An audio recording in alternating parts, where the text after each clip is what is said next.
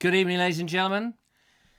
I just suddenly realised it's Thursday and people are clapping outside, but we're live. We're not clapping.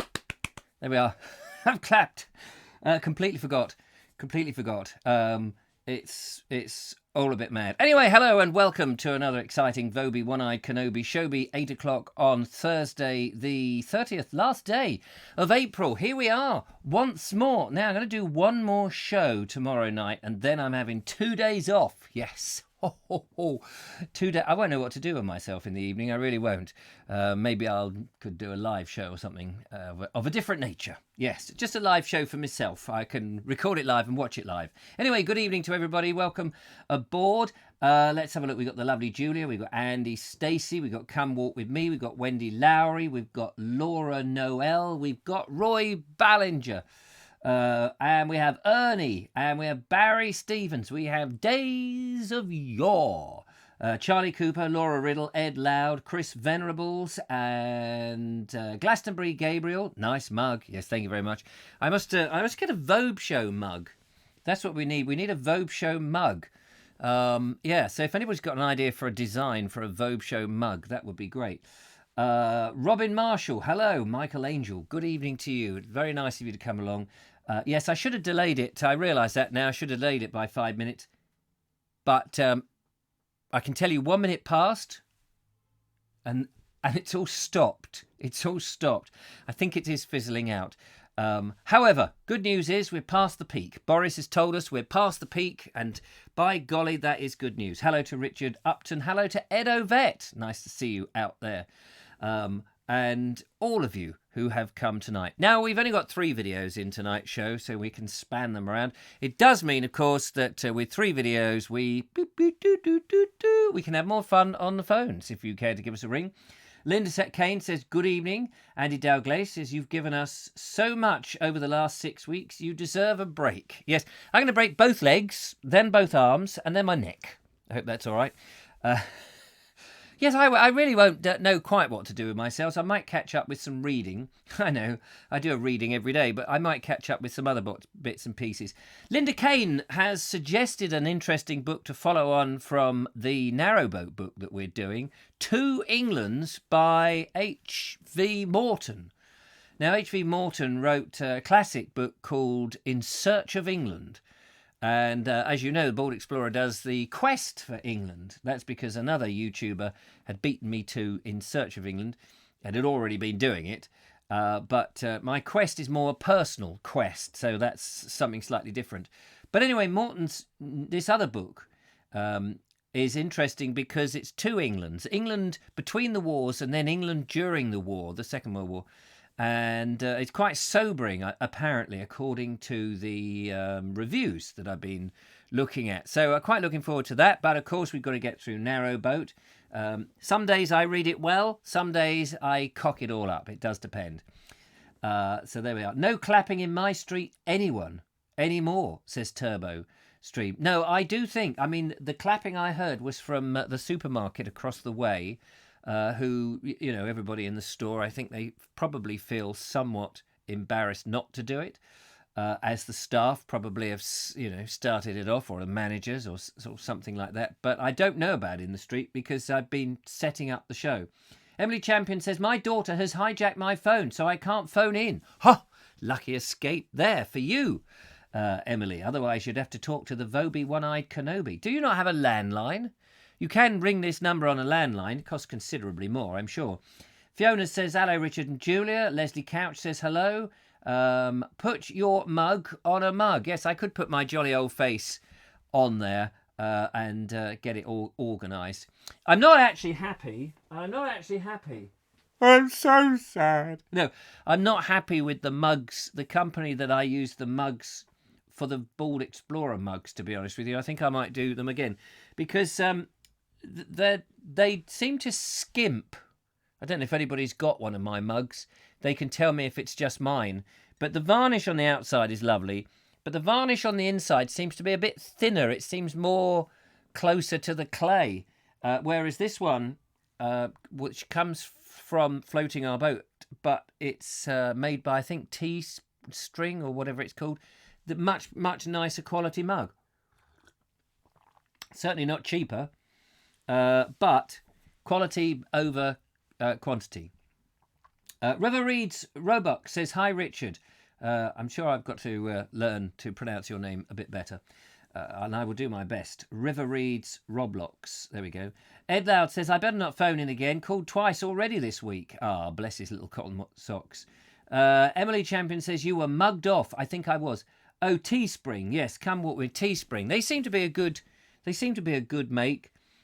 So I may switch over to them in actual fact. But anyway, I thought I would just show off my floating your boat. By the way, another new episode of Floating Our Boat is out today, which is great. Do check it out. I was watching it earlier this evening, and I even made a comment. I was the second one making a comment. I don't normally race to make comments on people's sites, but I just happened to see that, well, they were talking about their mugs, so I thought, well, I better let them know. I've already bought one. I have got one. You know, support. Got to support everybody. We YouTubers and all the rest of it. Leslie Couch says, I noticed that about my Bored Explorer mug. Did you? Is it? If you'd like your money back, don't ask me. I'm sorry. I'm not Richard Vobes. This is a facsimile of him. The real Richard Vobes has taken your money and gone to the south of France. Much good it has done him, because now he's in lockdown and can't go anywhere on the French Riviera. Anyway, Floating Our Boat says, lovely mug. I meant evening. Lovely mug. Oh, there. Hello to Rich and Fran. Lovely to see you. Yes, look at this. Fantastic mug. It's so good. It's nice to be showing off the brand. Hang on, look, let's get rid of that. There we are. Look, showing off the brand. Very good. I do like your logo. Did you guys design it yourselves? It's difficult getting a logo. I don't think my logo on the Bored Explorer mug, I stupidly kind of put it right across there because it's quite a wide logo with my little head on it, and I wasn't quite sure what to do, and I just thought I'd try it out. But I may try out some other. I may perhaps do what you've done and put it on both sides, because it does look quite nice. It's good in two colours as well. Anyway, grape juice 116 says hello to you. Hello to you. Linda Kane says, I bought a travel cup. Oh, which was okay. Oh, good. I would like. Yes, I haven't bought one of my own travel cups. A bit rubbish, aren't I? I am a bit rubbish. But Leslie Couch says he's not complaining. As long as you can fill it up with nice warm liquid that you enjoy drinking, that is the main thing. Now, in today's show, we've set Faden a challenge, and he is presenting little Faden, 8-year-old Faden, who we spoke on the phone the other day. Yesterday, I think it was. He is presenting his own video. We've got that lined up. But yesterday, you may remember, I accidentally forgot Glastonbury Gabriel's video. A stupid man that I am. It slipped by. But that's because I wanted to give him pride of place and kick off today's videos with his video, Glastonbury. Now, if you remember, he did part one, which was walking around Glastonbury and looking at some fascinating bits of history. And it looked absolutely lovely, albeit devoid of people in Glastonbury, which is a bit of a rarity. Well, we've got part two of that. Coming up any second. Watching you today in between lightning storms in my neighbourhood, says Edo Vet. Oh, blimey. Let's hope none of your houses catch fire over there in Florida, because they're all wooden houses, aren't they? And wouldn't they go up in flames rather quickly? Julia says, Floating Our Boat logo reminds me of the school logo for the secondary school I went to in Kuwait. Uniform was nice, deep purple blazers. Oh, yes. Oh, well, I can see. You were influenced with the purple right from the school days. You must have loved going to school, Julia, if you had your favourite colour on the blazer. Mind you, everybody had the same colour, so you wouldn't have stood out any differently, which would have been a bit of a shame. Claire Leach says, hello, Richard. Sorry I'm late. That's okay. I'm sure you're absolutely exhausted. Have you been out caring for people again all over the county? Poor you. You work so hard. And Emily says, how long were you there for in Kuwait? Yeah, she had to wait quite a bit because they had that social distancing thing where you had to queue and wait. We're all doing that now. And Dean Cooper says, we had... Are you all cringing at my jokes? I'm sure you are. We all had hail here, says Dean Cooper. Oh, don't send it our way over there in Uckfield. I don't want it sent over towards Worthing, thank you very much. It rattled the gates. Oh, no, not the gates, the glass. It rattled the glass, did it? David Keel says, that's a nice memory, Julia. I like purple too. Our cross-country running team was in purple. Bum, bum, ba-dum, bum, bum. Bum, ba-dum, bum, bum. Bum, bum, bum, bum, bum, bum, bum. Yeah, you get it all of Vangelis, wasn't it? Vangelis, Chariots of Fire. Bognor had heavy hailstorms today. We had some sort of torrential something. I was in the car driving back from a secret location where I'd been filming today. All hail the stones, all hail the stones, all hail the stones. Nom nim nom nimmy nom ni. Wish I had a purple school uniform, says the Ludley. Says the Ludley Judith. The Ludley Judith. Anyway, let's go to Gabriel and have a look at part 2 in our special video box. And here he is, padding sounds better, padding the streets of Glastonbury. I wanted to bring you here. This is a car park behind the high street. I've got St John's Church behind me, and I wanted to show you this. This canopy used to stand on Glastonbury station, and it was rescued when the station was destroyed after the beaching cuts and brought here to the car park. Originally used as market cover. I remember the markets when they used to be in here, and they were really, really good. But progress, I guess. Progress. This is a beautiful canopy.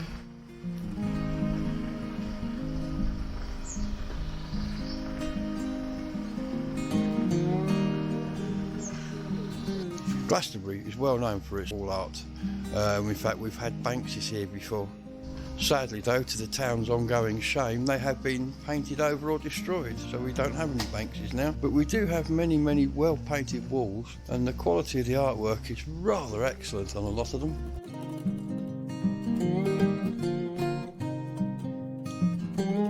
Again, the local district council used to take a bit of a downer on artwork on the walls, and then one of the town councillors had the end of his wall painted, and they tried to have it removed. And there was such a large hue and cry from the general public who wanted it there, that they had to back down, and it stayed. In fact, since then, the town council have sponsored artwork on the walls across town, because it's been discovered that locals like it. In fact, the one that they wanted taken down was on the route where people walk into town when they're dropped off by a bus. People stop and take a photograph. Charity shops, coffee shops and hippie shops. That's Glastonbury. Our post office is completely closed for the duration, as the people who run it are self-isolating. It's one of our pubs, the Beckett's, famous because you can take your own food in there, which is handy because right opposite there's an Indian takeaway, so you buy your Indian, take it over there, eat it in the garden. Morning! One of the more normal shops in the high street is the Zen computer shop. Glastonbury United Reformed Church there, as we look back down the high street. This used to be a pub, and then it was a junk shop, and now what they sell in there now, Wiccan arty things going on there.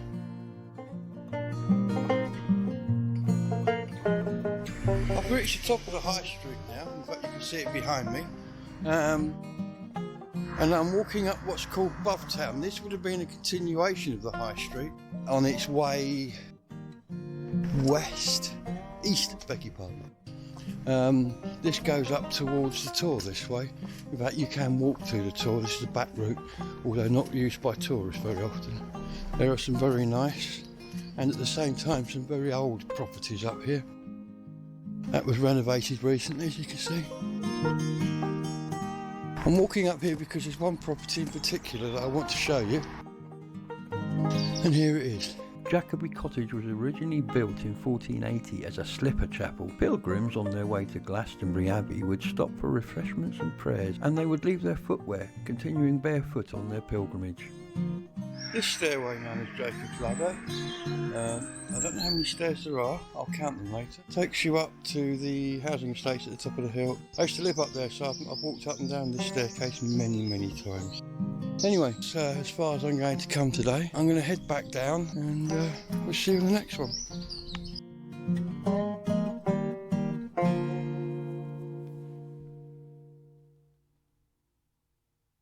And there we go. Fantastic stuff. Those empty streets, hard to grasp that is Glastonbury, must be one of the most popular towns in the UK, along with the cathedral towns and what have you. But particularly with tourists, and there it is, completely and absolutely empty. It's quite stunning. And as we saw, Zorro going past there, the mask. And I was just thinking when I saw that Zorro on his bicycle, I thought, this we all think that this is quite unique, don't we, with the pandemic that we've got at the moment, coronavirus. But of course, back in the days of Dick Turpin, they clearly had a bit of a virus issue there, because all the highwaymen were doing their social distancing on a horse with their little things over their noses, so nobody could poison them with the virus. I don't think it had anything to do with being recognised, stand and deliver. It was just simply, look, we haven't been able to go to the pub, we've not been able to get down to the National Health Service, we've not been able to do anything, there's no loo roll. Now, I'm sure you've got some nice loo roll and possibly some bread in the back of that coach, so could you hand it over, please? I think that's what was going on with Dick Turpin, personally. And hand wash. Probably they were desperate for a little bacterial hand wash. Anyway, thanks to Gabriel there for doing those. That's absolutely marvellous. And if you would like to send in a video and have it shown, as I know you're itching to do, itching in the kitchen, then don't forget, you don't have to have a big fancy camera. You can just have a simple phone like this, film it that way round, or that way round, depends where your camera is, I suppose, but not that way round. If you can avoid doing it that way round, that would be grand. And then just do, a couple of minutes worth and tell us something about where you live or what you do in the day, or any old thing really. And just send it in, because we're all very nosy. We like to have a look at these sort of things. Send it to me via wetransfer.com. and we'll play it in the show. My email address and all the details is in the description. So that's all very exciting. So how are we doing out there? Fascinating. Thanks, Gabriel, says Leslie. David Kitchen says, thanks very much. Nice one, says Turbo Stream. Nice one. Thanks for the video. And yeah. Never record it upside down. Oh, yeah. That's always an issue. If you record it upside down, of course, some things can work it out, can't they? Have you noticed that? Sometimes they work it out, but sometimes it doesn't. It's really weird. And also, I notice on some phones, you film it on a selfie and it puts everything back to front, mirror imaged. I don't know why that is. And then you have to flip it in the edit suite. Ed Loud says, speaking of pubs, really missing them at the moment. Just been speaking with Elaine Johnson about a pub I know, which is a setting in a book about the smuggling days. Wish I could visit now. Surely you can visit the exterior of the pub and imagine what goes on the inside. Who knows? It's not the same as actually sitting there, I did make a video about where the Hawkhurst gang used to meet up.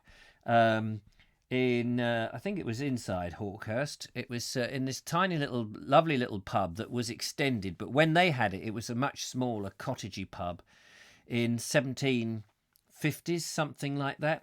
I also once was on the trail. There's a famous story about some tea that was smuggled in at Poole, and it was confiscated at Poole Harbour. And so the Hawkhurst gang, a notorious gang of smugglers in Sussex, of about 80 strong across Sussex, turned up, broke into this customs house where it was being stored, and grabbed the tea and distributed it amongst themselves. Well, after that event, one bloke was a little bit cocky with this tea, and he gave some tea to somebody else, and was squealed on, and I think his name was Chatter, and this other bloke who was a legal chap called Galley was assigned to pick him up and take him. I forget where he was taking him up to somewhere in. This was all in East Sussex, near Rowland's Castle and up round there, up towards Lady Holt Forest, Lady Holt Wood, Lady Holt Forest, Lady Holt Park, and anyway, they were going on their way to see this judge, and this Chatter bloke had been taken, was to give evidence. Or some such thing, and the Hawkhurst gang got wind of it, and they chased them. They grabbed hold of these guys. They tricked him in a pub, and there's a whole long episode of what happened to them. And both of them were murdered. One was put into a shallow grave. Galley was put into a shallow grave. The other one, Chatter, whose first name I forget off the top of my head, was bunged into an old well. I don't know how deep it was, about 30, 40 feet deep. He couldn't get out. And that didn't kill him. They'd whipped him and beaten him and what have you. They threw him down this well. And then they got hold of, in those days, they had sort of surroundings, these big wooden surroundings, big posts. They threw those down. And Alice Holt, is that what I said? I said Alice Holt, didn't I? And Alice Holt Park.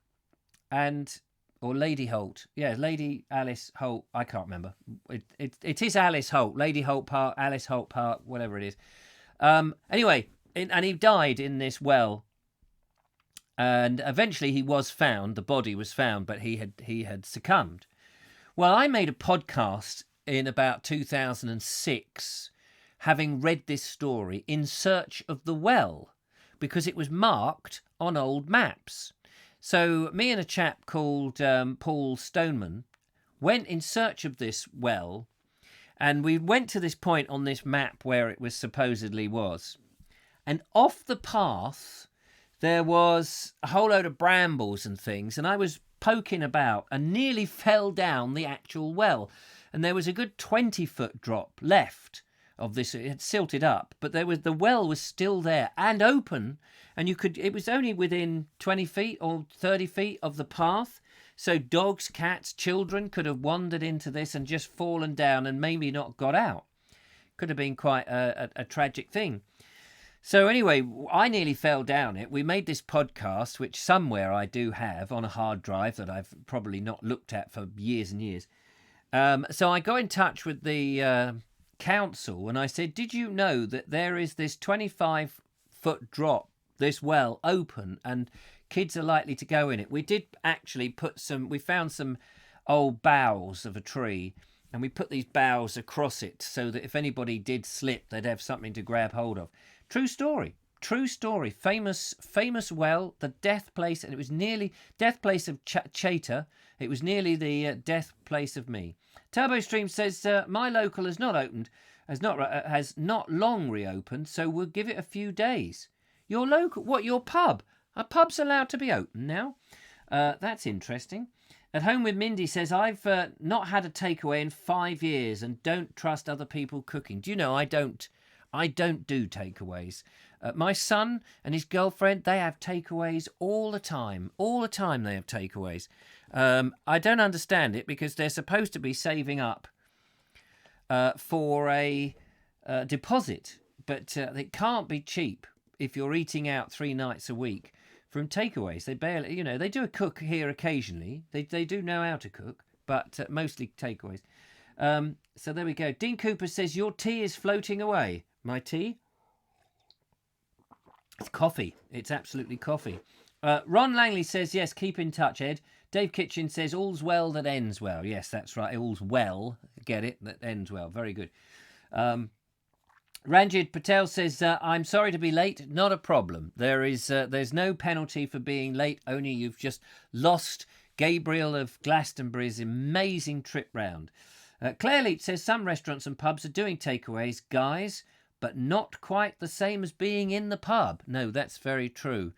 I have to say, I'm not an overly big pub goer, but occasionally when I'm out with the lovely Julia and we've been filming, we would go for some soup and bread or a light lunch or something in a pub, quite nice. Come walk with me, says takeaways are expensive. They are indeed. I mean, no disrespect to the takeaway. They've got to make their money. I'm not saying that. Of course, and everybody's entitled to have a takeaway. Why not? It's a treat. I remember one time, my son Billy, when he was about 10... Oh, hang on. That story will have to wait for we have a call. We do have a call. Let's take the call. Let's find out who's calling in the Vobes. Hello. Hello, Chris Venables here. Hello, Chris Venables. How are you? Gutted. Oh, dear. Why gutted? Oh dear. Oh, dear. Bottom of our garden, we've got 2 large trees. Right. One of them's an oak tree. Yes. Which is large, and I would imagine, well, I like to think that when the house was first built in 1880, that perhaps one of the little kids put an acorn in there and grew, grew the oak tree. Oh, lovely! What a lovely story. I know. Yeah. Well, It's only a small house, Richard. I mean, it's not a great pile or anything like that. No. I know the Georgian estate that you're on with the 25,000 acres of land and wonderful capability brown coiffured landscape. Yeah. Yes. Well, that's not why I'm gutted. Adjacent to that tree is a rather large ash tree. Ash tree? And yes. And I popped down this morning to have a look at it, and I think it's dead. Oh, which no. I'm gutted, because that's a big tree. I know ash grows a lot quicker than oak. Yeah. Oh dear, I'm gutted. There's no leaves on it at all. Oh. And the neighbour's he's got 2 in his garden, and both of them have got leaves on, so I'm assuming it's a goner. Oh dear, what are you going to do? I don't know. I think we've got bats in it as well, which makes it even worse. Oh dear, you can't lop it down then. No, I don't want to lop it down either, because oh dear, trees are lovely. It's just a shame, isn't it, when anything like that happens. And you sure it's completely dead? If you were to prune it a bit, maybe that would zap some of it into life. Perhaps it's too much. I'm looking out the window as we speak now, and it's as bald as a badger. Oh, it wasn't struck by lightning or anything, was it? Well, as in Follyfoot. Yeah, Follyfox Farm, down in the valley where the ding ding ding diddly doo doo doo. Yeah, that type of thing. No, okay. It's not been struck by lightning or anything. Is it dieback? I wonder if it is. Ash That's dieback. what crossed my mind. Yes, ash dieback. I don't know what it looks like, ash dieback, but the bloody thing's dead, and that's the end of it, I think. Oh. It's a real shame. But it could stand there for ages, could it not? As a dead tree, as a nice. Well, that's what I'm. Yeah, that's what I'm thinking, really. You know what I mean? I don't really want to fetch it down unless it becomes dangerous. Yes, I mean, if you do have to lop it down, stick it on the back of a low loader and send it to me. My Essie's very hungry. Yes. I'm always. Yeah, well, there is that option, I suppose. Yes. I'm always looking out for number 1. You know. I might burn them on my fire. Oh. I might just send you. I'll send you a piece of it now. How about that? Oh, that'd be... for a Christmas burning. Oh, what a Christmas log! That's nice. Yeah. Thanks. Here we are from Chris Farrell. I've got a Christmas log, ladies and gentlemen. Wait till I get my teeth into that. Yeah. Very good. Very good. Very good. Yeah. I watched you baking your bread the other night. Oh yeah. Very, very good. Yes. I'm making... My wife's a very good bed breaker, and she was keeping a close eye on it, and she was impressed. Oh, was she? Well, at 8 o'clock. No, not 8 o'clock. At 9 o'clock tonight, I'm cooking another loaf, and it's rising in the kitchen. I want to get it in the oven this evening. And at 8 o'clock, I actually have got to bring it in here and quickly pound it one, and then stick it in this tin, and then after the show, it will be going into the oven to cook.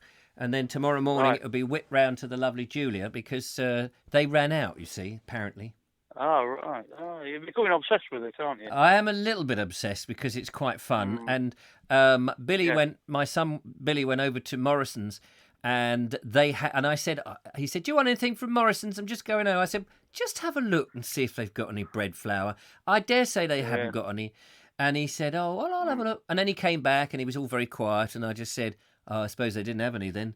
And he went, they got this. And he handed over this another kilogram bag of bread flour. So each kilogram makes 2 loaves for me. Yeah.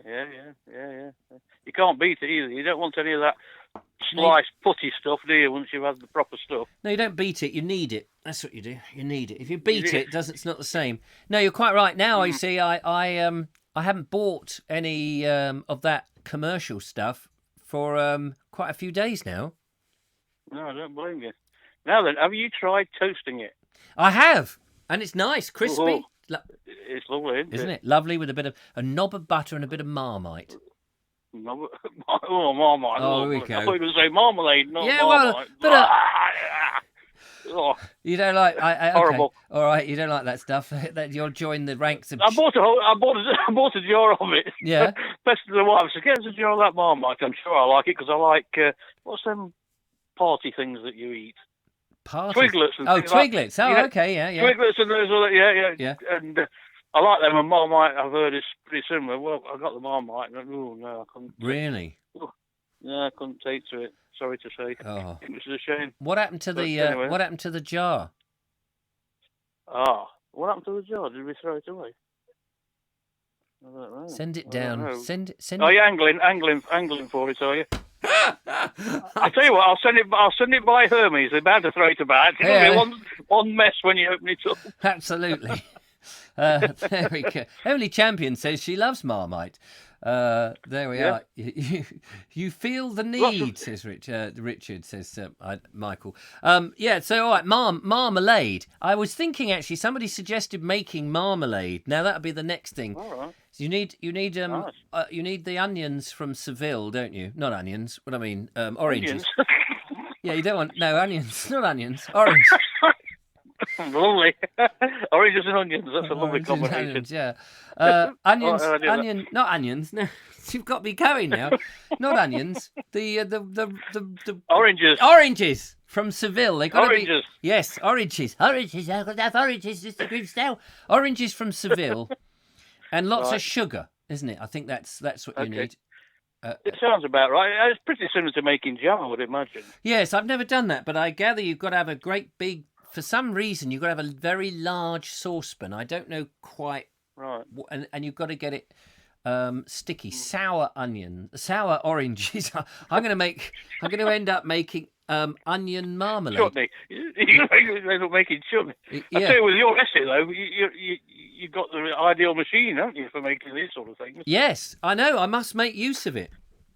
Preserves. That's what you need to move into next. Preserves. Yes, I know. I'm trying to. I wonder if there's any sort of embalming fluid I could try and preserve myself. Nobody wants to get old, do they?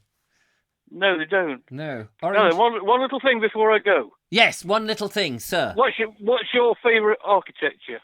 Oh, I'll tell you mine in case you jump in and do me. Oh, I'm not going to jump in and do you. Go on, let me guess. Let me see if I can guess yours.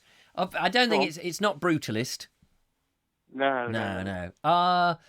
Is it? I don't dislike brutalist. Don't get me wrong. I don't dislike it. It's not my style. Are you into? I'm traditional. Are you into Italianette? Italian? Oh, like Wren stuff.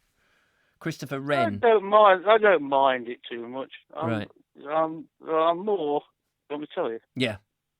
Middle of the road, really. Georgian is my favourite. Georgian. I like just standard Georgian is beautiful because it's so symmetry, isn't it? It's that whole business of symmetry. The lines are great.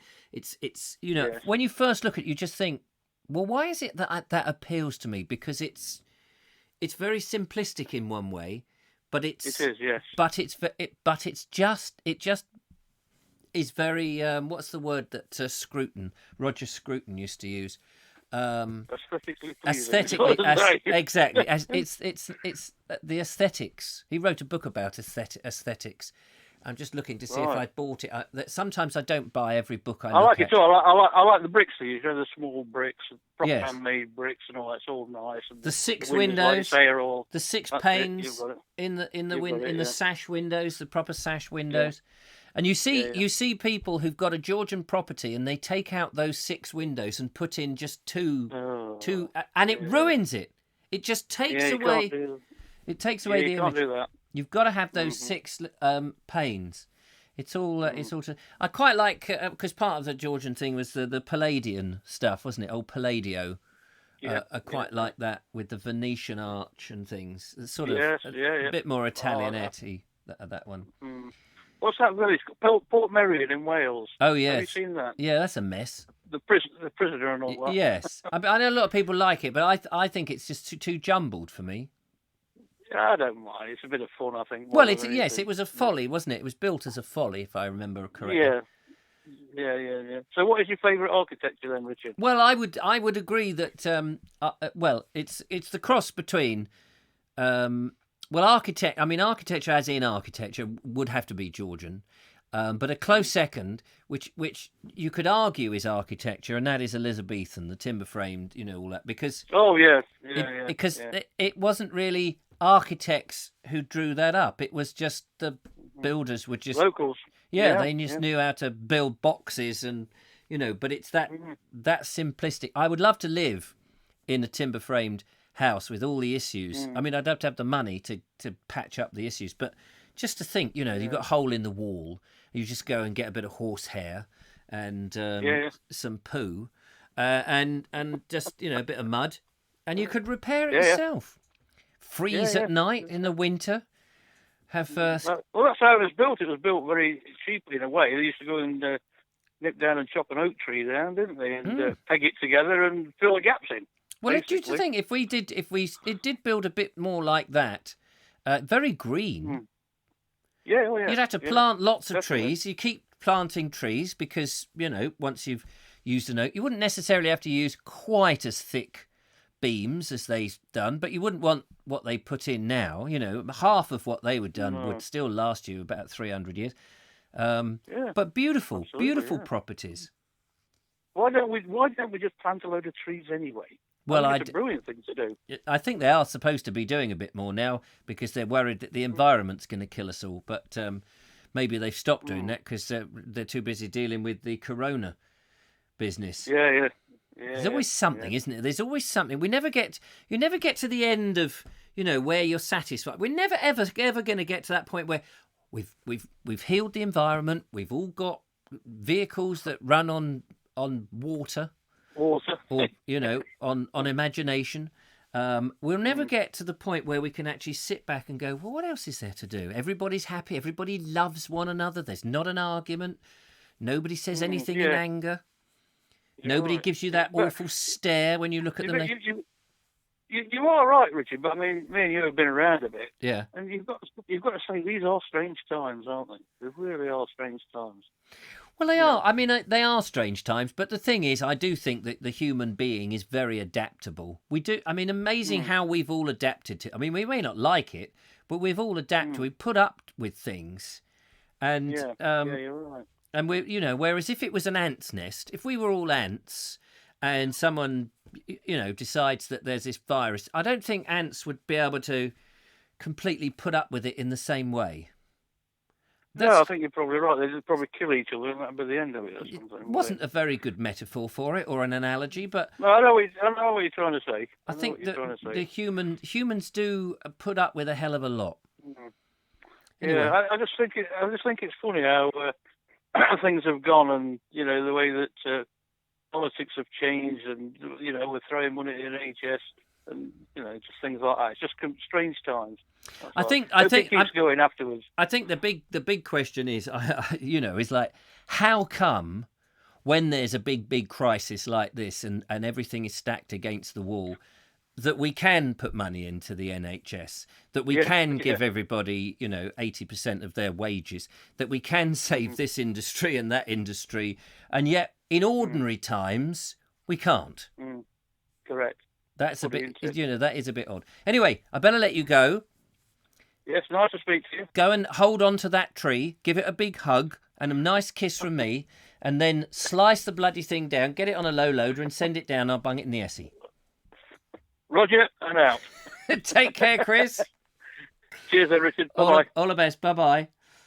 There we go. Lovely Chris Venables. I had to think then for his name. Ladies and gentlemen, I think it's time for little Faden. Little Faden. Are you out there, Faden? His moment of absolute fame. For he was set the challenge to go out and present a video all on his own. I've seen it. He does a brilliant job. The question is, do you want to see it? Yes, you do. And let's go into the video box and see if we can find it. Luckily, we can. Faden, take it away. Hello,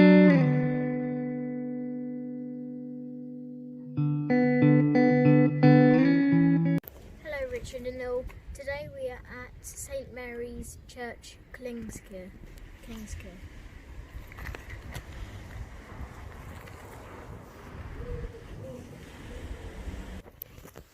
I just wanted to show you all of these strange gravestones on the side of the path. I've never seen one before. With some on the side.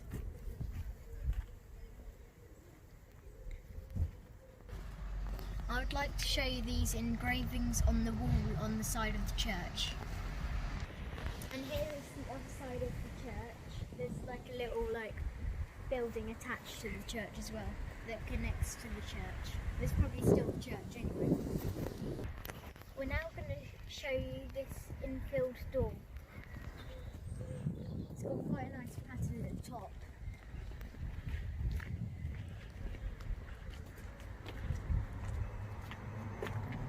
And it's also got what do you call those things again? I forgot.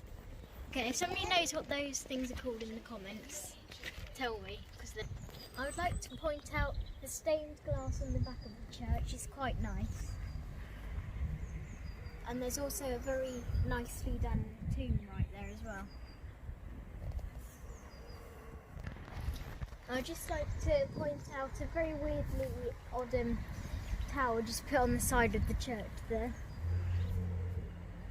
It's kind of like a castle tower, but doesn't have the battlements. I would like just to show you some more of these headstones. It's very weird because I've never seen them lined up like this and on the side of the path. We're now at Watership Down, where the book and the film was based.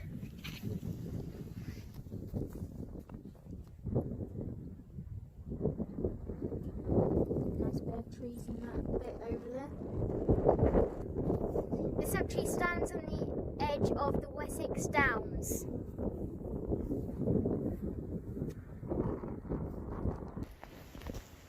Many landscapes have been drawn for the film and at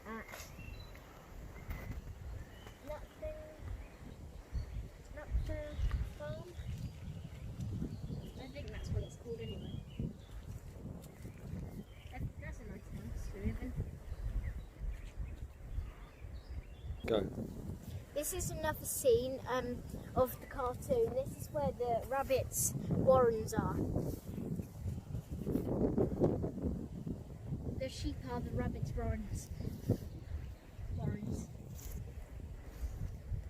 Go. This is another scene of the cartoon. This is Tree Hang Away. If you want to walk along here, it's free. All the other places are free. Anyway. Goodbye, Richard and all. Thank you for the challenge, Richard. I'm going to end it here. Goodbye, everybody.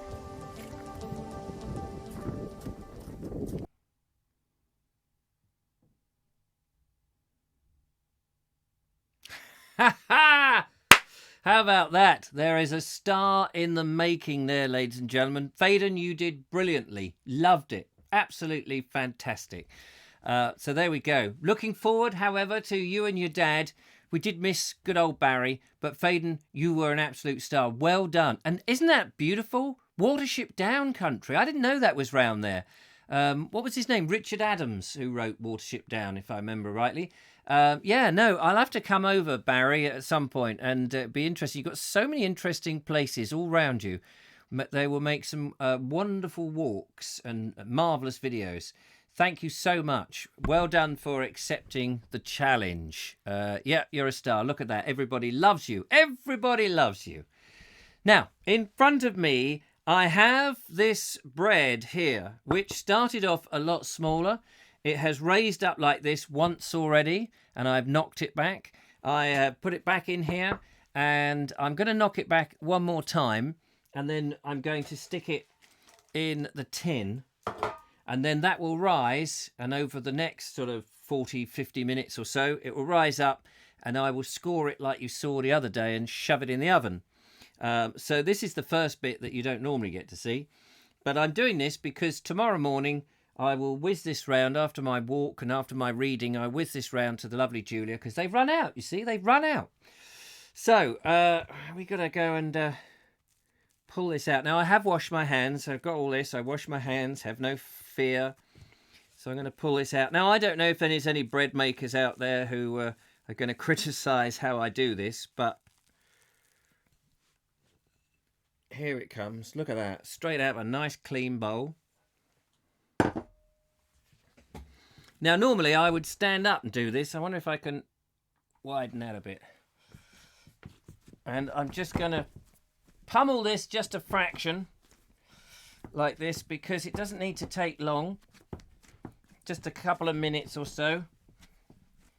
I like to use my knuckles like that on this process. And in this one, I've actually included a little bit, just 1/5 of the wholemeal stone ground flour. Just 1/5, which is what I did with my other loaf. Julia liked the look of that, so she said, is there any chance that I could have some of that? And I said, yes, of course. And so we do all this live.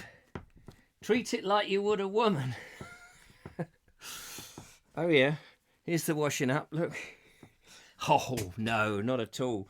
Julia knows that I'm a man who likes to go and do the washing up myself. I never trust that anybody else will get it clean, that's the trouble. Anyway, it doesn't need too much of that business. And now, I don't know if Mark Donny McLeod is watching. I would be a bit nervous if he is. I just need to get it into a kind of a loaf shape, like this. Try and even it up a bit.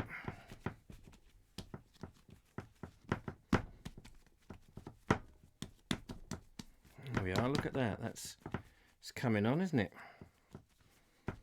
There we go. Bit loaf shape, bit lopsided at one point, but it doesn't matter. It will soon do its thing. And we shall shove it in there like that. Maybe shove it down the other end a bit.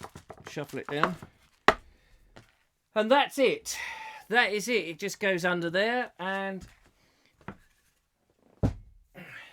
that's all I need to do. Just got to put that in by the Essie so it can rise in a second. And there we go. So that will rise up, and then by the end of the show, that will be ready to go into the oven. And I will cook that whilst I sort out the thumbnail and description for tomorrow's video. I have visions of Patrick Swayze in Ghost and Lionel Richie from Hello, Is It Me You're Looking For?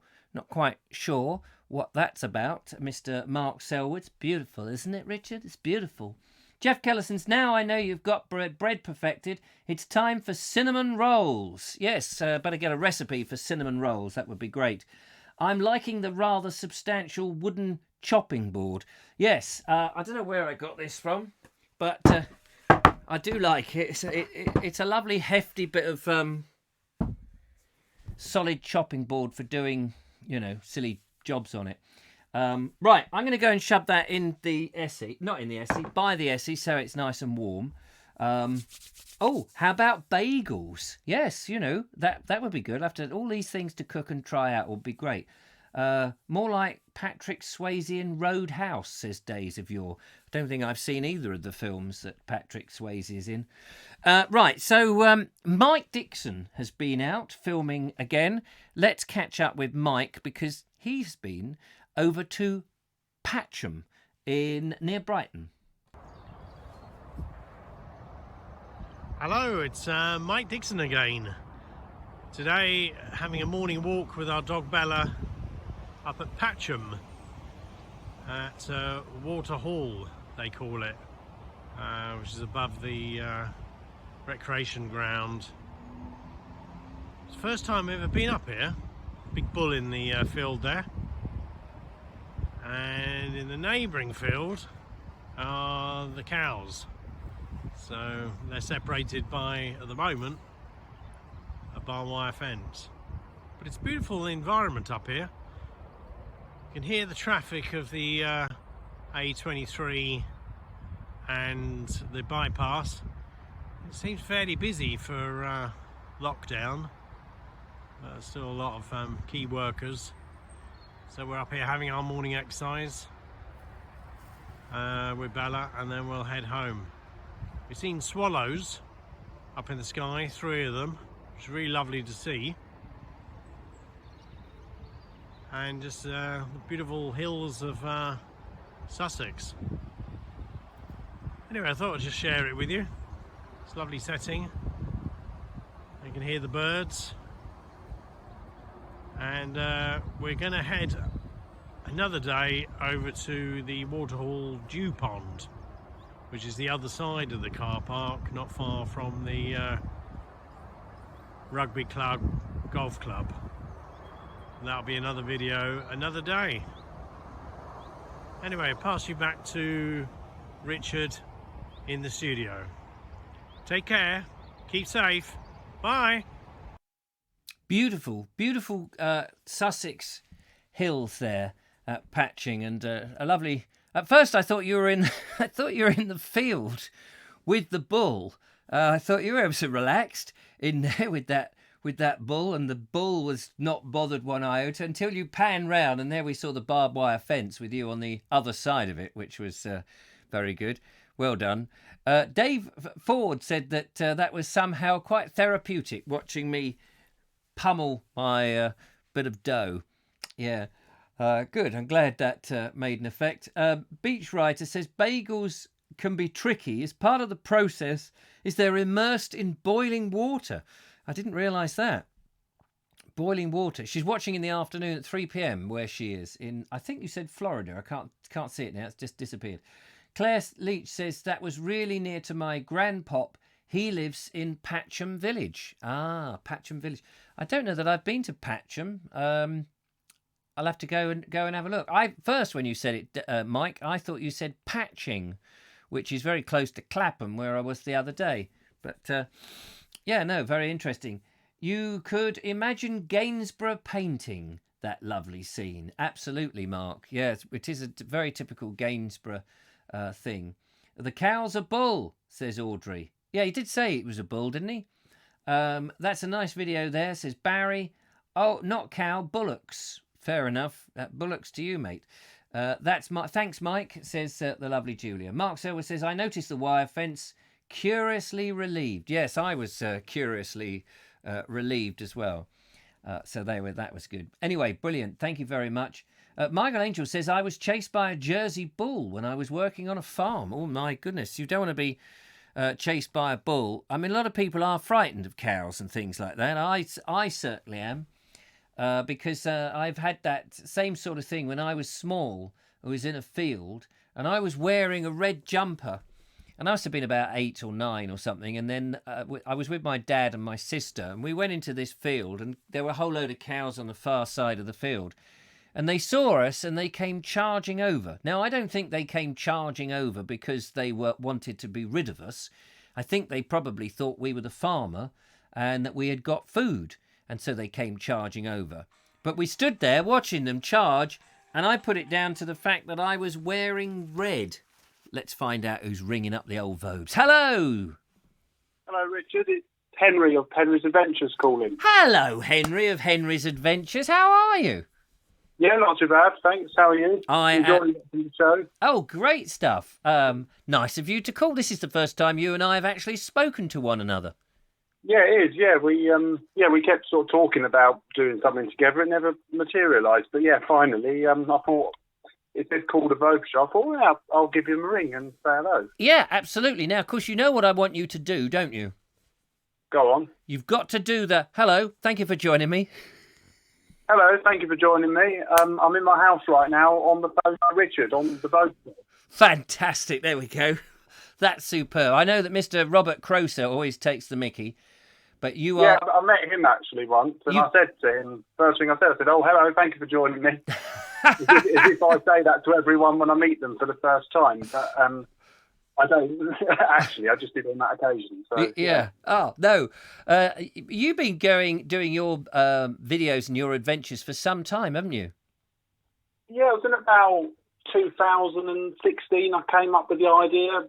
And I actually made a video saying I'm going to launch this channel, and I watched it, and I thought, I don't like it, so I didn't.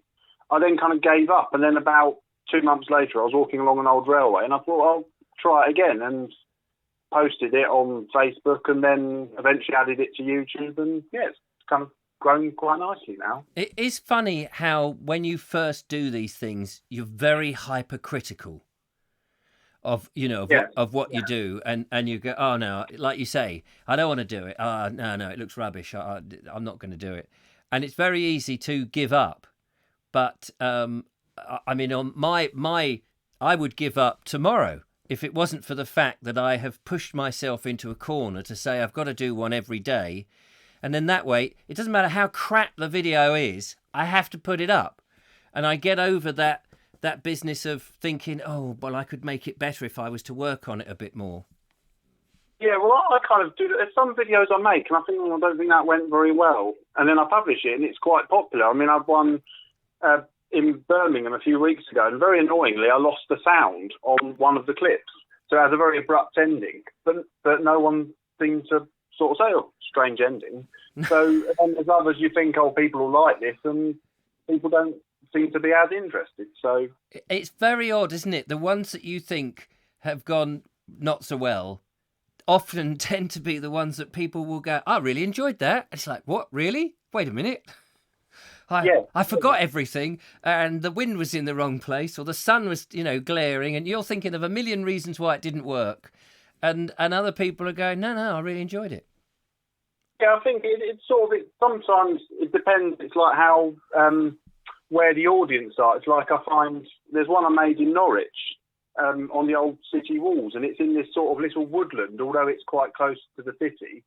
And that has been really popular in Norwich because no one knows about it. Yeah. So you get videos that are popular in certain areas, and then you get others that people, you show it to people from one area, and they'll all say, oh no, you said that wrong. But then people who don't live in the area say, oh yeah, that was really good. I like that. So yeah. You never know what to expect, really. Do you get a lot of people who, the anoraks, who come out and you've done all this effort, you've walked, because you very often, you're walking and you're doing it seems when you're watching them that you're doing it very much on the fly and you're going here and you're pointing, you're crossing the roads and all of this, and you manage to get all through all of that, and then somebody will go, oh yeah, well it's not actually spelt that way, or you walked past a very interesting thing in the wall, and you think, yeah, but never mind all that. Look, I've just managed to get all across here and cross this traffic over there and to that in time and heard the bells. And somebody's making the most minor criticism. Yeah, I get all that all the time. And sometimes it can be quite annoying. Other times, it's just sort of, it's almost like you expect it. There's been the odd occasion I thought, well, if I'd really known that was there, yes, I'd have mentioned it. But then there's some things people say, we didn't mention that, and you think, well, it's not that significant. I sometimes think you can't mention everything. No, exactly. The video be too long. Yeah, and then it's information overload. Yeah, so it's kind of, I find it as a bit of a, you don't want to say too much, but you don't also want long pauses where you're walking along with nothing to say about things. So I usually kind of, because I don't sort of plan, well, I have a rough idea what I'm going to say, but sometimes I might make a mistake and I'll record it again and I'll say it in a completely different order. Or it's like last night, I made some videos at home up in the loft for the lockdown, because I've been doing a few local walks, and I've made a load before the lockdown. The final one I'll publish on Saturday. So I thought, well, I'm going to have to make some at home. And I didn't realise my camera wasn't on. But then when I recorded it, I said it all completely differently to what I said the first time. But, it didn't really matter. So for the benefit of those people who don't know what you do and have just heard us having a conversation as if we weren't actually on a show or anything, just tell people the kind of videos and what your interests are. Well, quite broadly, I'd say. I mean, my main interest, I think, is railways, but I kind of use the railways to take me to other places. So, yes, I do a lot of videos on railways, but I might say go by train to a town, like I mentioned Norwich. Say I was in Norwich because I was going on a steam train the next day, so I went up the day before. So once I'd sort of left the railway station, I'd have a wander around the city. I was looking in churches and I found this section of wall. So I like doing things on architecture and especially ruined buildings. Like with say a National Trust place, I'd find it quite awkward walking around inside because, you know, unless every room steward knows you're going to be coming, Yes. it's a bit awkward. So I really like doing National Trust properties, but I tend to focus on the gardens there. I do a lot of railway stuff, disused railways. I've launched myself this challenge to visit every major railway in Great Britain, which has completely stalled now because of coronavirus. Yes. I published episode 20. I think I've got about 320 more miniature railways to visit. But I'm not saying it must be done by August. It will be done when it's done. Yes, So, of course, absolutely. yeah, And like to do you're quite knowledgeable because you seem to be able to just walk, and you have a wealth of knowledge at your fingertips, which I envy, because although I'll read perhaps about something, it doesn't seem to stick in my mind. Yeah, well, some things I know, other things a few videos are completely off the top of my head, and then there's others that I do have to do a bit of reading up. And then sometimes I watch it back and I think to myself, I didn't mention that. And, like we said about a minute ago, people either notice it or they don't. I did one, I'm not sure when I'll publish it. I've done a few during the lockdown where I'm walking from doing my essential exercise and holding a camera at the same time. And I did one on the local river that runs through where I live. And that was all off the top of my head. Yes. And then there's a tributary off it. I thought, actually, I have no idea what the name is. So what I do there, when I don't know something, I normally say, right, if any of the viewers know, can you please comment and tell me? So that's one way I get around if I don't know the answer to something. Yes, and I think that's brilliant because when you don't know something, it puts the directive over to the audience, and they feel that they can contribute. Yeah, it's nice. Like you say, they can contribute. You can interact with them. You can have a bit of a conversation. And there's been occasional times when people said, "Oh, but if you'd said about this or been there," and then I might think, "Oh, perhaps I really should go back and have a look at that." So, yeah, that's kind of how I tend to do it. And how do you seem to be able to completely able to switch off the fact that there's other people, members of the public, around you? You don't seem to be fazed by that. Is that an act, or are you very self-conscious when you're out filming? It's a bit of both. What I tend to find is when I've got the camera in my hands and I'm talking, I don't find that awkward. What I would find awkward is if I'm in amongst a load of people and I suddenly say, "Hello, thanks for joining me," and everyone would all sort of look up and think, "What's this about?" Yesterday was awkward. I was doing one on plaques in the village I live in. Yeah. And of course, with the social distancing, you can't get too near to people. But again, I'd done it from my house. I was walking around, and there was a bloke eating a sandwich leaning against the plaque. So there, I kind of completely froze and was like, "Oh, I've not come across this situation before." So I just stopped filming it and, went round the corner, sat on a bench for 10 minutes and then recorded it again when he'd gone. So, yes. But yeah, to answer the question, I'm fine when I'm already filming. It's when it's starting it that I'd find awkward. And the other thing I get, occasionally people say something, so I normally just say, "Oh yeah, I'm called Henry's Adventures. Have a look on YouTube. You'll hear you ask that question." Oh yes, So, yes, of course. But that doesn't happen too often, though. It does happen occasionally. Yeah, no, I think that the start, I absolutely agree with you. If you can find a discreet place to get going, then once you're in your flow, you're so busy concentrating, talking into your camera, that actually other people don't really matter. And it's only on when you look at it back, you see the people looking at you as if you're raving mad. And yet, I don't know why they do, because it's, they'll sit and watch a YouTube video of some bloke walking about doing something, and there they've seen somebody. But often I see people in mine, if I've walked through a town, and they all like look at you as if you're Yeah, they are. Yeah. as if it's like you've walked out of another planet, which is I had it. What? Yeah, go on. no, go on. No, I had it. I was making a video in Denham in Buckinghamshire, and I was walking along, and everyone was giving me funny looks. And then this lady, this car suddenly pulled up, and she said, "Oh, excuse me, can you tell me where to get to wherever?" And I thought. So I just carried on filming it, and then and it was quite a complicated journey she was doing. So I went and recorded that clip again, but I was going to publish it with the lady asking me directions. Well, that's. Yeah, all sorts of things. I always think that's a slight dilemma, isn't it? Whether if you're out in the public and someone's asking, it's like, well, I think you're fair game, really. I always get a bit nervous if it's like the other day I was walking through Kingston Gorse, which is a private, a big private estate, but there's a public footpath and you're allowed to go on it. And as I was filming, there was a bloke putting his bins away in the morning. And he just said, "Oh, yeah, what are you doing with that camera then?" And obviously he was slightly nervous in case I was casing the joint because they were all massive, great big houses. So I just said, I don't always say I'm making a YouTube video because I don't want to get into that conversation at that point. I just say, I'm out just taking some pictures. I play it really low, play it down rather most of the time. And then they, because if you say YouTube, they either get excited or they get a bit nervous. Anyway, I cut him out because I didn't think it wasn't relevant to the video, but I didn't want to put him into the video because he hadn't agreed, as it were. No, there's. I was in Warrington, and I got to one of the railway stations. I went through the ticket barriers, and it's been a bit of a running joke with my videos. Every time I try and go for a ticket barrier, the barriers on queue don't work. Well, I was ready for them not to work, so I have to go and say.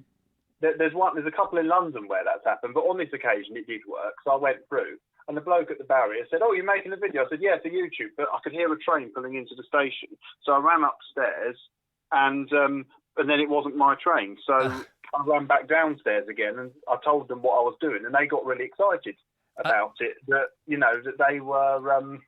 That they were going to be featured for a split second on my video, but then you might get some people who say, "Oh, can you cut that bit out? I don't want to be." Yeah, absolutely. I had it. I won't say where, but I had it at a railway once. A lady said to me, "I hope I'm not in your video." And when I watch it back, I see her cover her child's eyes. Yes, people have very strange reactions. I was in Norfolk with Kevin Hall last year. Last year we were away on a trip. And Kevin, we went shopping and we were in the Co-op in this village that we were staying. And we were lining up and Kevin thought it was quite fun. As we were queuing up, there was this young girl on the checkout and he said, "Oh, yes, we're just buying our stuff." And he sort of said in a loud voice, "He's a YouTube star." And this girl looked up as if somebody famous had suddenly walked in. And she stared at me because he'd said YouTube. And because I was a bit embarrassed that he'd said that, knowing that she would not know who the hell I was and why would she? Certainly not in my demographic anyway. And she just looked at me as if I was like, "Well, no, you're not anybody famous." It was just a very awkward moment that I knew that, but it was interesting, her reaction. She looked up expecting to see possibly somebody that she followed on YouTube. I see, yeah. And it's been quite interesting to have hidden the camera and filmed a reaction. That could have been. Yeah, no, absolutely.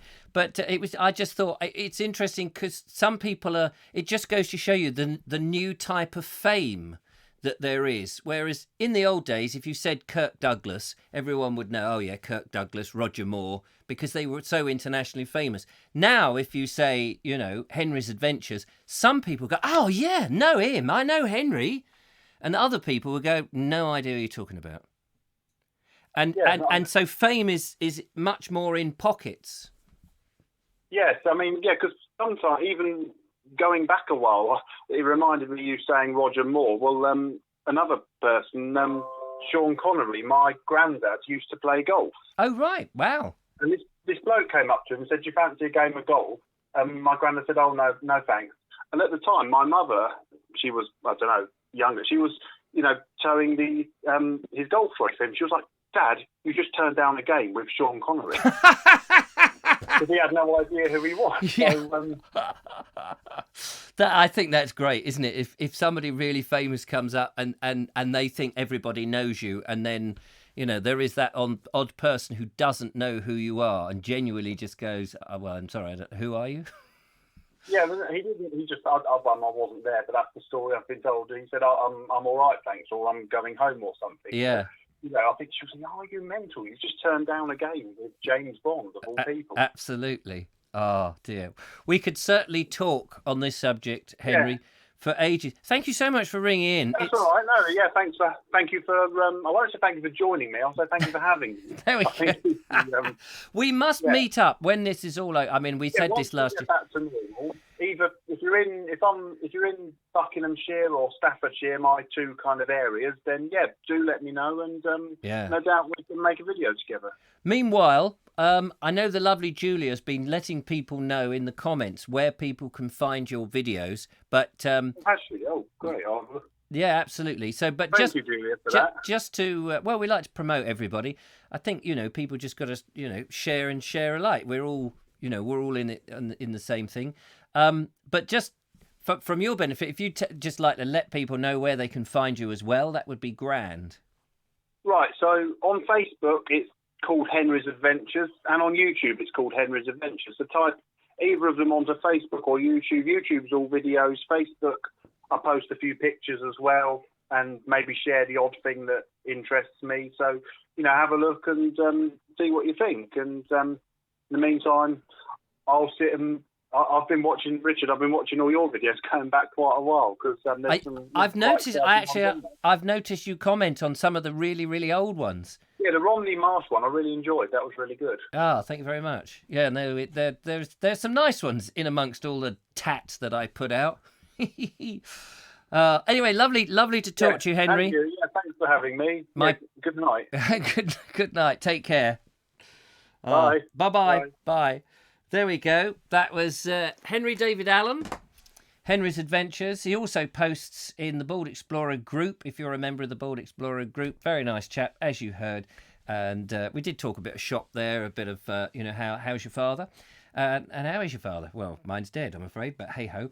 But yeah, no, great, interesting. It is nice to talk to other YouTubers who go out filming, because there's lots of things that you do that we all do in common. We all do it slightly different ways, but we all do these things in common. We all approach them slightly different ways, and it's always interesting how we do it. And as Henry just then said, to start in amongst a load of people suddenly abruptly on your phone or camera or whatever and go, hello, thank you for joining me, is obviously a tricky thing. But if you've already got, like with me, hello, I'm the Bald Explorer, it's like people will look round.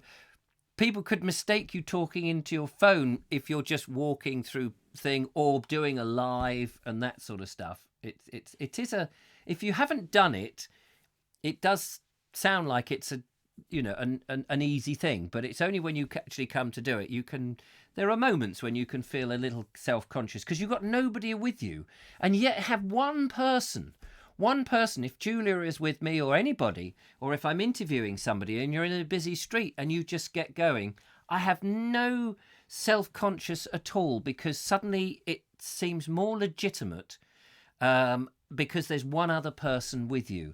And it is amazing. And it's also quite true when I'm on the phone. I can be on the phone and be silly on the phone, and you almost forget everybody. You don't care that people are looking at you because you're talking to somebody on the phone. And yet, if there's nobody on the phone and you were to pretend there's somebody on the phone, it's a whole new psychological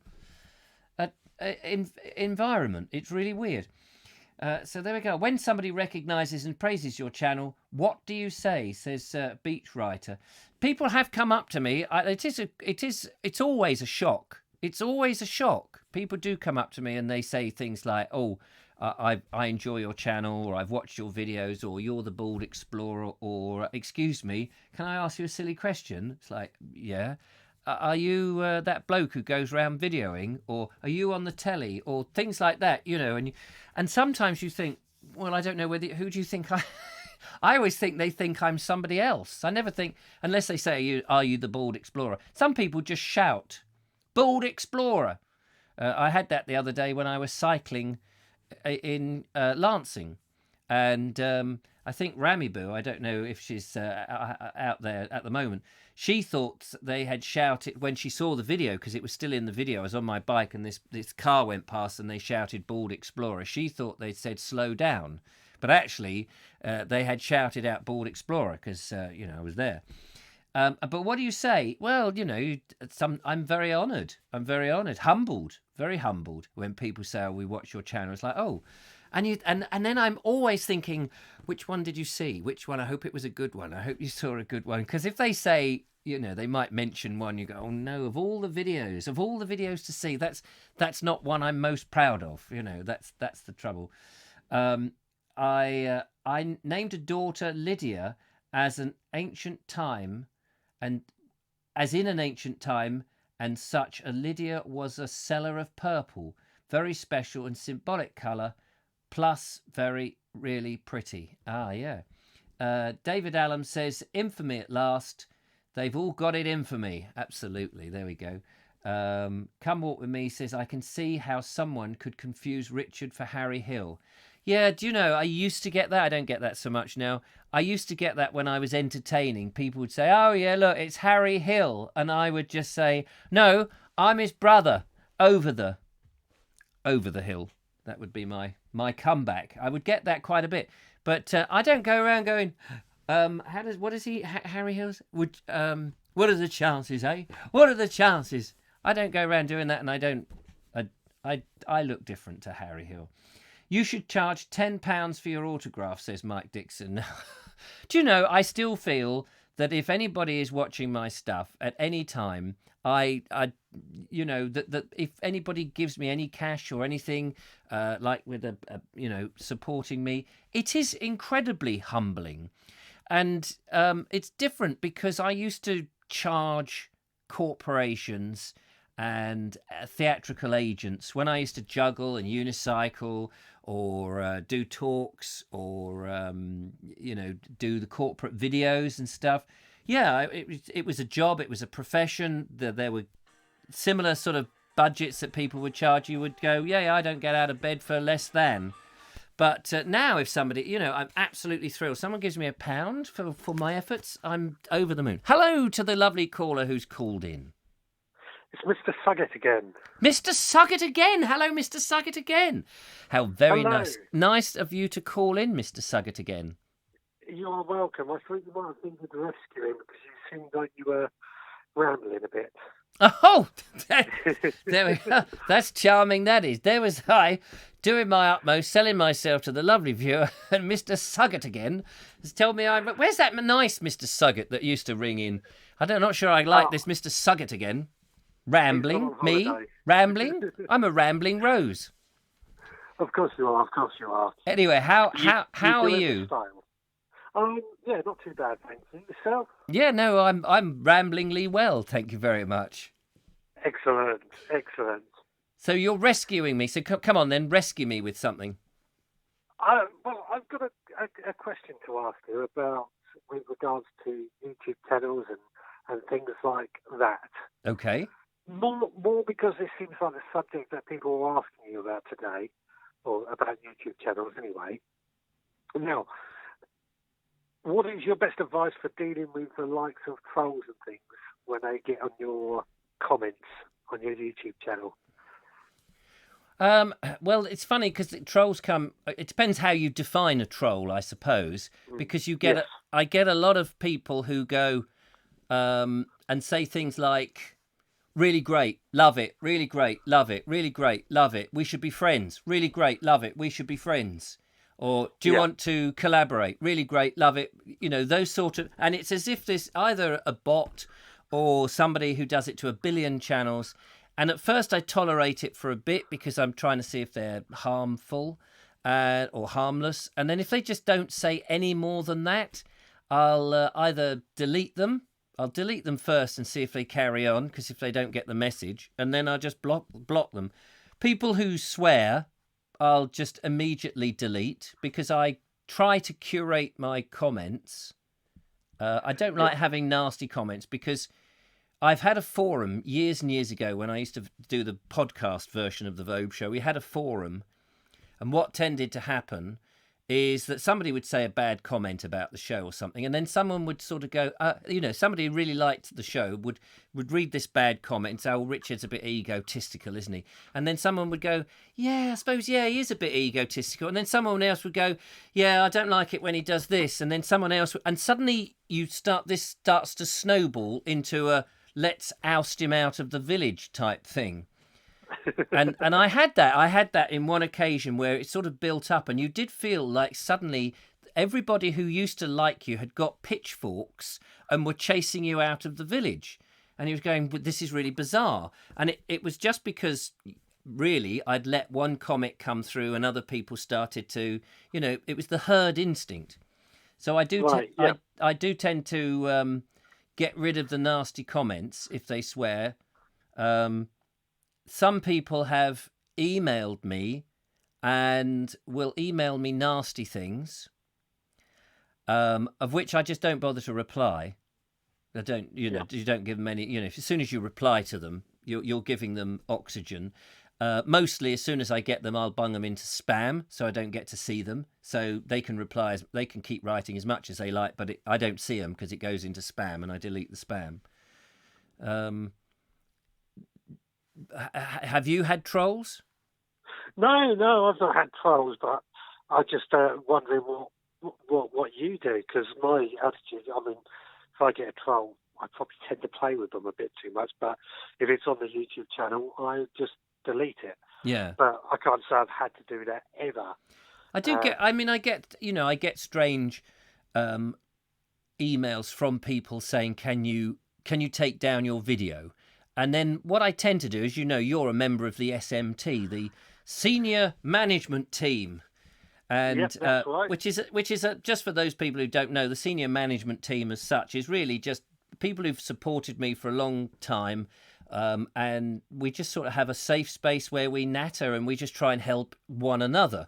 It's not really my SMT. It's kind of like we all help each other. And if I get one of these, I've seen your video and it's impacting my land type stuff, I tend to just say, hey, what do you think, guys? And I'll post it on this little Facebook messenger chat thing, and then see what everybody says, and then I can make a decision on that. And we had one recently about a place I'd been. I won't say where it was, but and they said that they were having drones and people were going in and trespassing and what have you and causing a rumpus. And but it was well before my video, which happened to have bits of it, was long time ago, and so it really wasn't having any impact. And so people said, oh, I wouldn't bother with them. And I thought, yeah, you're quite right. I'm just going to ignore it. So I did.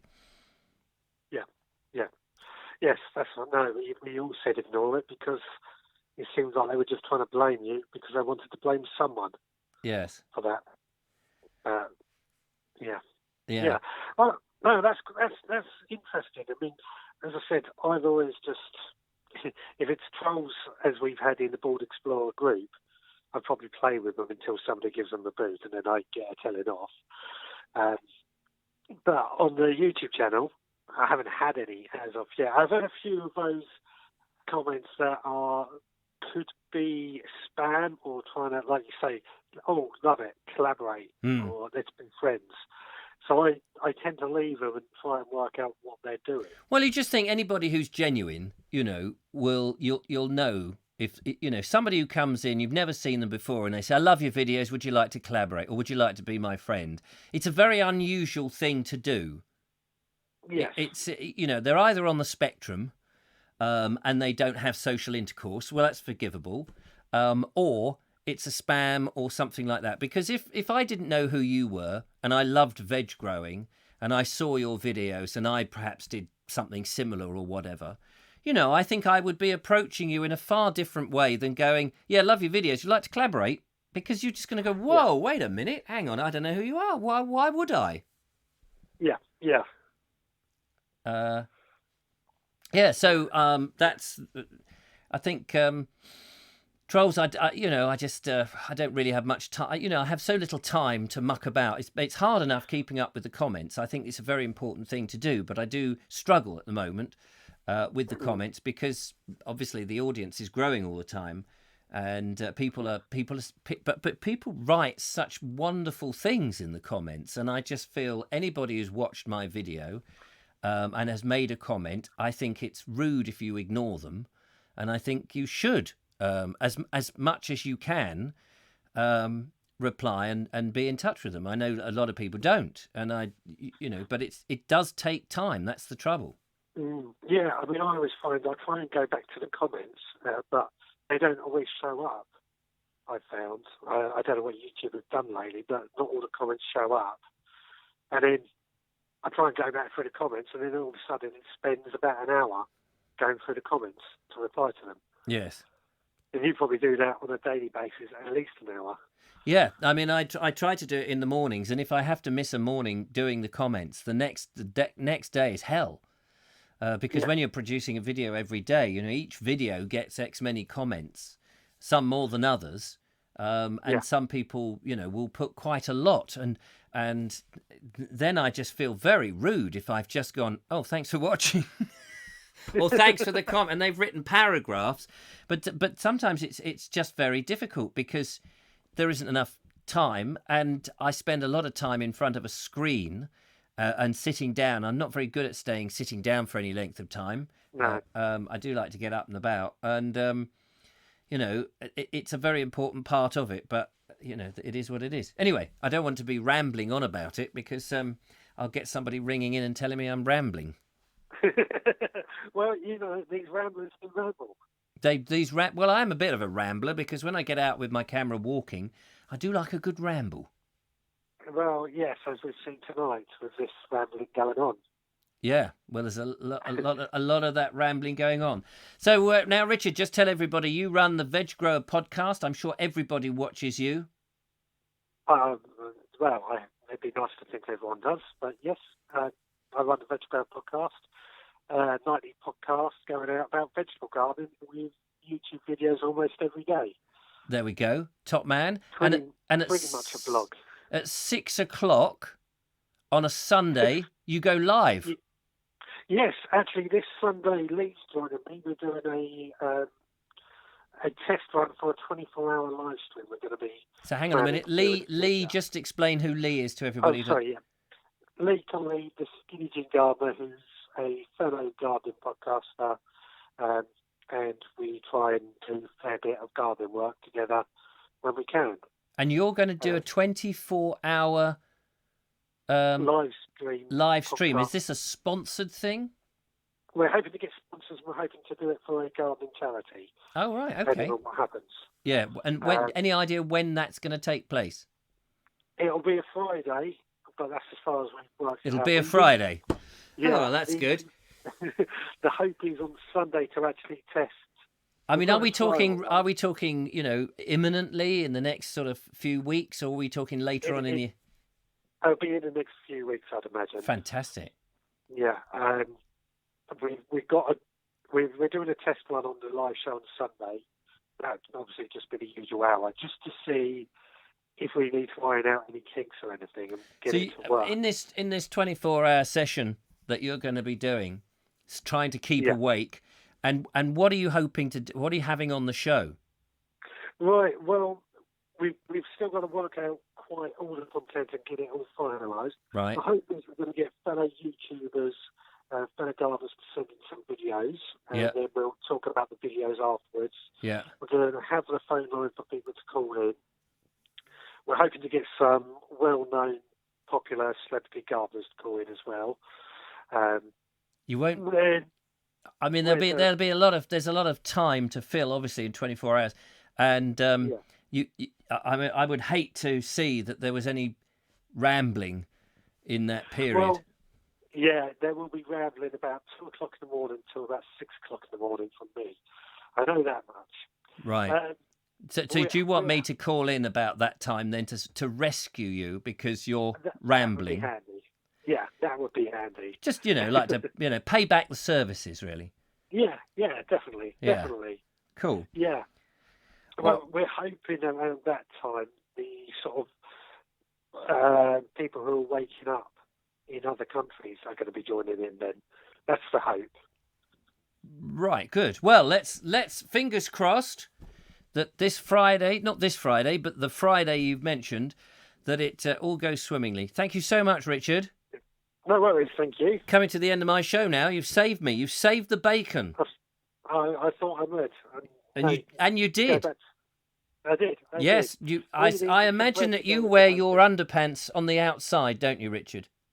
I did get called a superhero the other day, funnily enough. So, There you go. yeah. How about that? Richard Suggett, ladies and gentlemen, from the Veg Grower Podcast. Do check him out on the Veg Grower Podcast on YouTube and Facebook. He is a star of stage and screen. You'll never hear him ramble at all. Richard, lovely to talk to you. Lovely to talk to you too. You take care. Take care. Bye-bye for now. Cheers. Bye. Bye. There we go. Lovely Richard Suggett, which brings us to the end of the show. How superb. Thank you once again. I've got to go and put that bit of bread in the oven. So we've got that ready for good old Julia. Thanks very much for all the videos. Don't forget to send them in if you want them shown. Otherwise, I can't show them. And we'll do it all again tomorrow for the last time and then in this run. And then I have 2 days off. 2 days off, and we'll be back again on Monday. See if you miss me. You've probably got other things to do anyway. I will miss you, but I will see you again tomorrow. Tomorrow morning, 9:30, I shall be carrying on with my reading of Narrow Boat by L.T.C. Rolt. If you care to join me, this wonderful book on the Board Explorer Live channel. But meanwhile, there'll be a video slightly different to the normal videos tomorrow. Interesting one. Hopefully you'll like it. And I will see you soon. Till then, thanks for watching. Take care. Look after yourselves. Bye-bye for now. Bye-bye.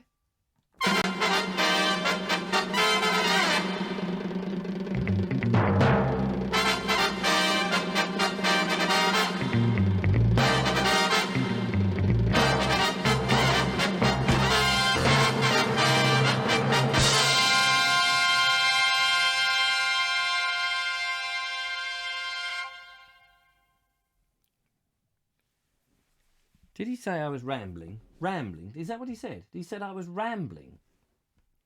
Rambling? Me? Rambling? We spent ages on that script, you and me, didn't we? Ages. You show me, point to me the bit where it's just sort of filled with absolute load of rubbish. Go on, show me, go on, show me the bit. All right, there's that page, yeah. That's... All right, well, all that bit, yeah, okay, that is a bit, yeah, I was filling time then. No, that bit's... No, I like that bit. All right, yeah, okay. So there was a bit of rambling. Just a little bit of rambling, but I don't know. You imagine that? It's outrageous.